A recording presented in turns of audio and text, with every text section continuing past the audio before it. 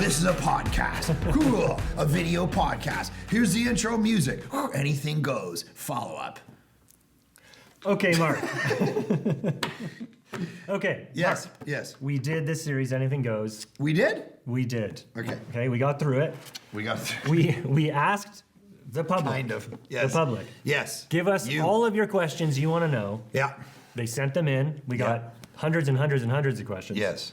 I'm kind of in my job. I'm seeing all this stuff come in. They're all over the map. They're crazy. Okay. We had let people vote on them. We did the top control. 7. No, we literally committed to that, or else they would have been different questions. We 100%. We kept our hands off. Yeah. Very risky. Yeah. I don't know if we want to do that again. Right. No. But we did it. So the fun thing is, what about all those other questions? Because we got all these hundreds of other questions, and we thought, let's sit down and fire through some of the best other questions we got, or most interesting that didn't get questions. into the top 7. Yeah, that I think people would want to know. Let's talk to them. Love okay, it. ready to go? Okay. Yeah. Okay. Hopefully they're helpful to people. Hopefully. We'll see. Maybe some of them will be weird. Okay. I don't know. I would imagine. So buckle up. If the internet is involved, it's going to be weird. There's weird stuff. Okay. Okay, number 1. This is the most asked or voted on question other than what made it into the series. And that is, how do you make sense of the book of Revelation? That's what they want to know. Okay. Start off with a nice, easy softball. Yeah. We could do a whole hour on this.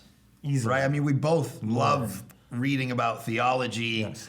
And the Bible and exegesis and the history of interpretation and all of that. So you don't know where to start. I mean, the first thing maybe to say is there's many views on the book of Revelation. It's the last book in the Bible. It's not the book of Revelations. It's Revelation, singular. Yes. It's literally called apocalypsis. It's a revealing in the Greek. It's not. So often that word is used for like the end or whatever, and it's actually a revealing. It's a book that pulls the veil back and shows us some things about the future, arguably, maybe only the last few chapters, depending on what your view is, maybe the whole book.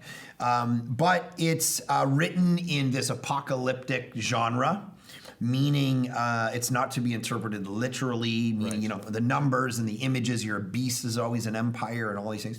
And it came out of that first century. There was literally a genre in the first century called first century apocalyptic literature. And these stock images were there, and you can read. I know one scholar, D.A. Carson, when he teaches at Trinity Evangelical Divinity School in Chicago, he gets his students to read hundreds of pages of non-biblical apocalyptic literature that was at the time, because all the images are there. So when you get to Revelation, it's like, oh, this represents this. And so John's writing, but the point of it is it's all of this stuff about discipleship. Darrell Johnson, a guy that we love, pastor, wrote a book called Discipleship on the Edge. And it's all about the book of Revelation. And it's this idea that it actually has everything to do with you and I following Jesus in the real world right now in the empire that we exist within. Right. We follow Jesus rather than the beast. All of that. And so it's this beautiful discipleship manual of being in the pressure like the church was in the first century. And yet it was written with this language so that the Roman Empire couldn't just read it and rip it up and blah, blah. And so it's like this persecuted community. It's an amazing way. I want to preach through it one day. Yeah. And because one of these series soon, because I think it has everything to do with our life and what it means to follow Jesus in the real world, to be in the world but not of it. But coming at it with like opening the book with no other tools and saying, I will now apply every literal word I'm seeing here. Yes. Probably not the right way to approach the book. Probably not the right way to approach it. Or even taking the book and saying, I am now going to, how about this? Because this is what people see a lot. A lot of people like to get jacked up on, take it and how do I apply it today to events? Yes, right. Like, ooh, is this? I read the newspaper. Is this Donald Trump? Is this Trudeau? Is this, yes. Right, yes. And I think you have to be careful with that. Yeah. I think there's 4 basic views on the book of Revelation. Well, there's 4 basic views on a lot of things, but and one of them is that you do exactly that with it. You read it with a newspaper, and you go, look. This bear is moving down from the north or whatever. That means Russia and Putin and whatever. In my interpretation, I don't really think that's what the text is about. I think there are better explanations for this. And in fact, that kind of interpretation has only been popularized in the last 100 years. Sure. And no one was reading it. Not many were reading it like that through church history. I mean, some did, obviously. But yeah, so it does have some end times realities to it, certainly. Yeah.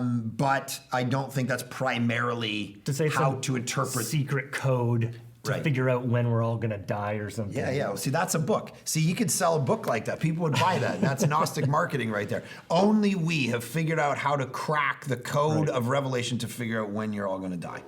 That's be good to know. right. But that's classic. That's kind of, hey, let's use the book of Revelation for anything we want to talk about or sell this month about world events.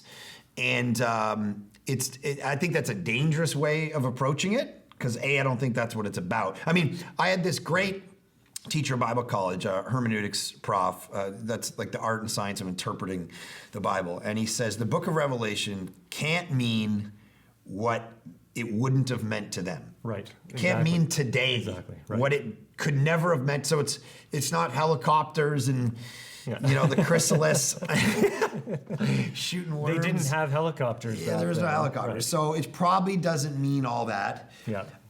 These are apocalyptic images or ways of talking about certain things and so on that are grandiose and writ large and we have to understand what's the meaning behind the thing. Like when I read in the Alien sermon that weird text from Ezekiel that I think people are still confused why I read it. No one knows why. Yeah. It's because it described what seemed like an alien in a spaceship because it was coming down and it had a heart that was and it was feet that came down. Yeah. And it's like this is apocalyptic language, a way of describing the presence of God in Ezekiel's world and how he was moving and the presence would move and it was like a fire within a hearth, whatever. And anyway, so this is how they talked, or this is how John talks in that book. It's not the way he writes his gospel, but it's the way he writes that book. And we just have to be really good at getting it. Now, here's what we got to understand. If you're approaching, oh my goodness, I don't know what first century apocalyptic. Well, there's a better way. And the other piece that D.A. Carson talks about is there's probably not 3 verses in the book of Revelation strung together that don't have an echo or a straight up allusion to the Old Testament. Right. Specifically, Genesis, Exodus, Isaiah, Ezekiel, and Daniel. Yeah. If you could read those books and be immersed in them for a year, and then you read Revelation, it would it would mean something else to you. You'd be like, oh, that's that image. That's that.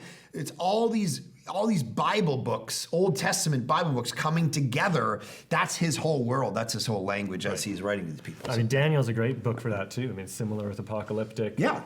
I mean, you get halfway through and you're like, what a great story. This is amazing. And then what's happening? Anyway, we're going to spend the whole time on this. Okay, so, second one. This was actually one of the other most voted on that didn't make it. Okay. And it's how can you trust Christianity when there are so many denominations within Christianity? You have all these different kinds of churches that all say we're Christian churches. Question. If you're from the outside, you might go, so if you all disagree this much, then what's true about this?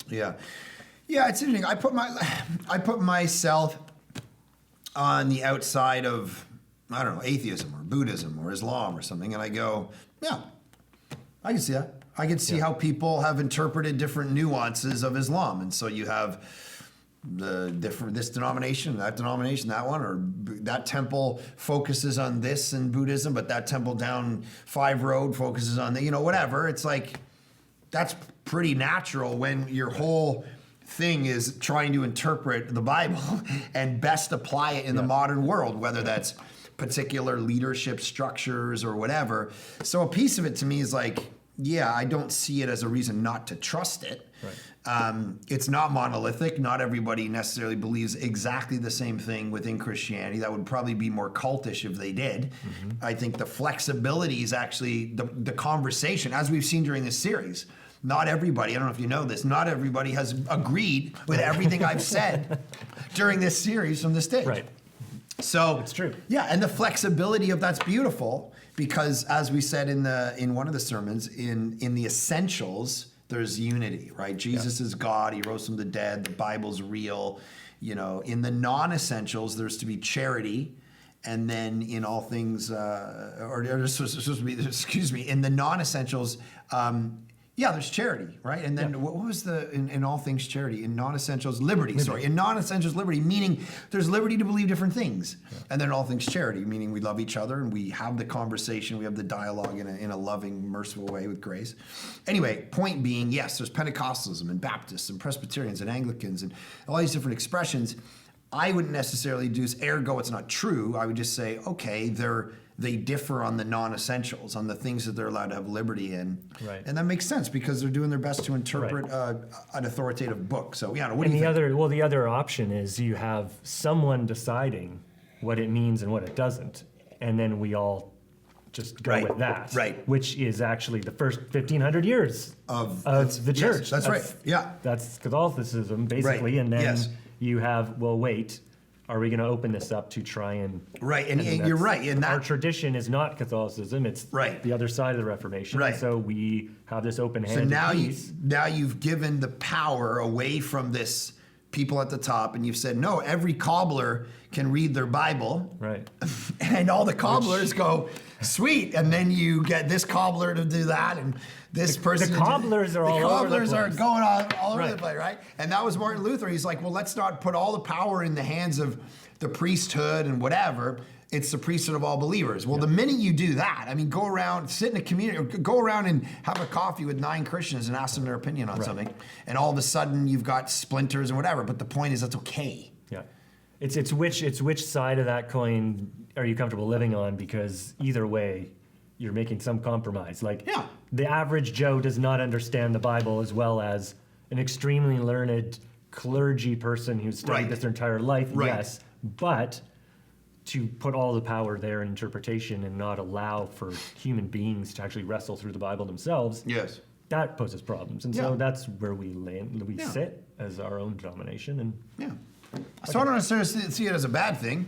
No. But not everybody believes exactly the same stuff, and I don't think that goes to the fact that it's not true. Not every atheist believes the same exact worldview, and it doesn't mean that it's not true or whatever. So Okay, here's a personal one. Oh boy. I feel like the church hates me, so why should I come? I don't know this person, so I don't know, their situation. But if I can just quickly say, we did, and if you're watching this or listening to this, we did get a lot of personal questions where my encouragement to you would be if you submitted a very personal question. Right. It was actually almost a little heartbreaking on my end to be sifting through some of these because it was all anonymous. Right. So there are certain, I'm going through going, I want to talk to this person. I want to actually follow up with this person because this is a really intense question, very personal to them. Right. There's no way this is going to be something that we're able to hit. It's too specific to a person's situation. Yeah. But I hope they reach out. Yeah. So I don't know if this person's saying, hey, my sexual orientation makes me feel like people hate me, or it's like, hey, my personality is such that I feel the church hates me. I don't know what I've never fit in. I don't know what the scope is. So sometimes it's a personality thing. It's, you hear people go, I've showed up to church 5 times and no one's talked to me. And it's like, okay, well, I know you, and I know that you are like that. You're cold, and you don't welcome people to welcome you, and you're blaming the church for your problems. There's that whole, I don't know if that's the person. Yeah. Or if it's somebody who feels like, hey, the history of the church has this theology which kind of is mean to my lifestyle, or I live with someone who's not my spouse, and I feel like the church hates me because they disagree. I don't know where this question's coming from. It feels to me like maybe it's coming from the way it's written out, and it kind of came in a few times. It's more the angle, I think, of what you're saying. The second one, hey, I just feel like as a person who's not a Christian, that the church is kind of judgmental or against me. Okay, yeah. So even if I were interested in engaging in this, I'm not going to fit in because you all have your little club or your clique. Right. You're very judgmental, and so I kind of don't want to show up. Yeah. Yeah, and the church shouldn't be like that. Mm-hmm. You would think that we'd read the heart of Jesus, and we wouldn't treat people in a judgmental or we have our little world over here and you can't enter it. I mean, Jesus is the one who entered into a world that wasn't what he was involved in. I mean, he was involved from heaven, but so you would hope the church would be welcoming, if not anything, and loving and walk alongside. And even if it's theology, with like take the example of someone, it's I'm a gossip. I gossip all the time. I love gossip. It's how I feed my soul. And I get up on a Sunday and read Romans 1, and it's like God despises gossip. And then someone goes, well, I feel like I'm being hated. Right. It's like, well, there is an element of this where we're pushing back on your life. Yeah, it's like we all need to change. We all need to transform. That's literally what Christianity is. It's a transformation. It's a changing into something else. And so hopefully that's not the piece that, but I think sometimes that's what happens. Right. I feel targeted. Yeah. You're saying something and I'm feeling shame. And I get that. Hence. Yeah. And hopefully that's not, hopefully you hear the gospel every time is that you're loved and amazing, and so amazing Jesus died for you, and it's not based on what you've done, but what he's done for you, and your identity is in that versus versus even the church collectively. And the church, one of the reasons, and I should point this out, on either end of this question, is the church is full of jerks. The church is full of false disciples, non-Christians, hypocrites. We're all there, which is why I hope that you would never base your faith on the church, because it's a bunch of hacks that have, whatever. I mean, we've all fumbled People like me and you. Yeah, exactly. It's like, gosh, don't base your faith on my life's a disaster. It's not because of me, but in spite of me that Jesus does anything through me. And I go back to that Dostoevsky idea of if I'm stumbling along the path drunkenly, it doesn't mean if you ask me the way home and I point it's any less the way. It's just I'm drunk and I'm fumbling around here. Doesn't mean that's not the right path. It's a category mistake to say because the church is bad at this, ergo Jesus must not be true, or what the church is saying isn't true. It's just that the church is full of imperfect people desperately in the need of the grace of God, which is maybe why they're there. I mean, I remember a phone call I got in our first year at church. A guy's like, your church, I can't believe these Christians. The guy parked his car on my front lawn, and the guy's like, get your car off my front lawn. And the guy gave him the middle finger and said, F you, I'm going to church. And it was like, I can't believe Christians act like that. I'm like, dude, I don't know that this guy's a Christian. It's like, just because they're coming to the church, doesn't mean he, maybe he was a Christian, whatever, but I'm just saying we're all in this flux of don't look at how Christians are being jerks to you or whatever and think. Now, of course, it's our job to go, Village, you got to be more welcome. You got to be more loving. You got to love and serve and wash feet. And what's your problem? What are you doing? Why are you being cold? Why are you being cliquey, whatever. So anyway, what are your Well, we don't control people. There's another I wish we could. So we can't. Right.